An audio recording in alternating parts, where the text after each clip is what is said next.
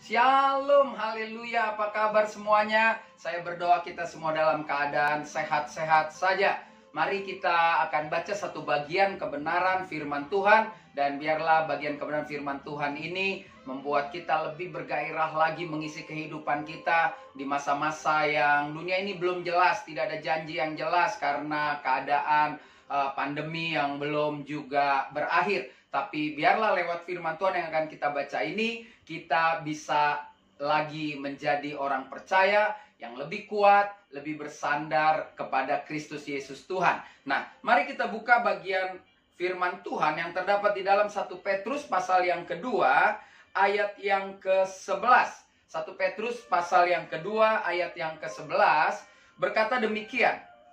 Saudara-saudaraku yang kekasih, aku menasehati kamu supaya sebagai pendatang atau perantau, kamu menjauhkan diri dari keinginan-keinginan daging yang berjuang melawan jiwa. Nah, saudaraku, apa yang ditulis oleh Rasul Petrus ini sebetulnya sedang mengingatkan kepada saudara dan saya bahwa hari-hari ini kita harus mengerti. Lihat seperti dikatakan, aku menasihati kamu supaya sebagai pendatang dan perantau. Saudara, Petrus mengingatkan ini, mungkin tulisan ini ditulis untuk orang-orang percaya yang waktu itu sedang berada dalam kehidupan yang tidak menentu. Mereka harus pindah dari satu tempat ke tempat yang lain karena mereka mengalami ancaman demi ancaman. Nah, itu jugalah sesungguhnya yang terjadi saat ini.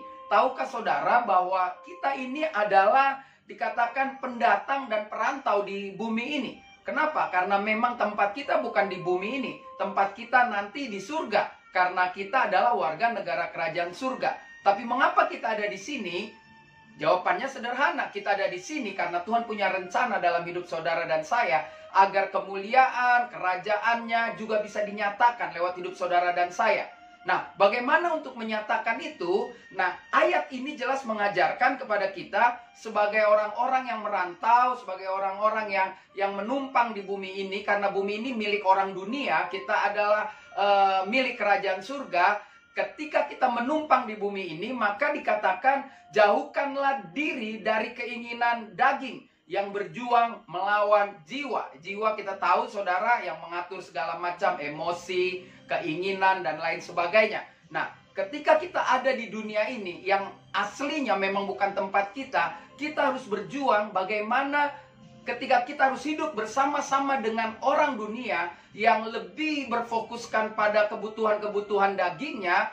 Kita harus bisa berbeda, kita harus bisa menang, kita harus bisa menunjukkan bahwa hidup kita tidak dikendalikan oleh keinginan-keinginan daging.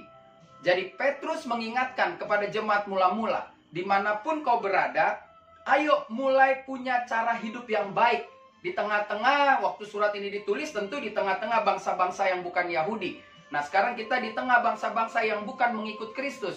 Marilah kita mulai. Marilah kita mulai, sekali lagi saya katakan, mulai hidup berani berlawanan dengan keinginan daging yang terus-menerus coba mengendalikan jiwa saudara. Nah, biarlah firman Tuhan yang singkat ini membawa saudara dan saya bisa menerima nasihat-nasihat yang baik ini, agar saudara dan saya ketika menjadi perantau di bumi ini, menjadi perantau yang bisa menjadi berkat. Dan lewat kehidupan yang menjadi berkat, maka pastilah warga negara bumi ini, warga negara dunia ini akan bertanya, mengapa kita berbeda? Dan tentu jawabannya adalah Kristus Yesus yang membuat kita berbeda. Lewat cara seperti itu, kita bisa membawa orang pada jalan hidup yang lebih baik dengan dasar kebenaran-kebenaran firman Tuhan yang ada dalam hidup kita.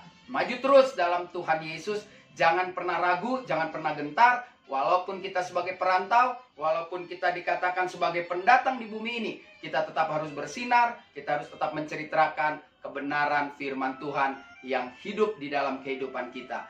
Tuhan Yesus memberkati.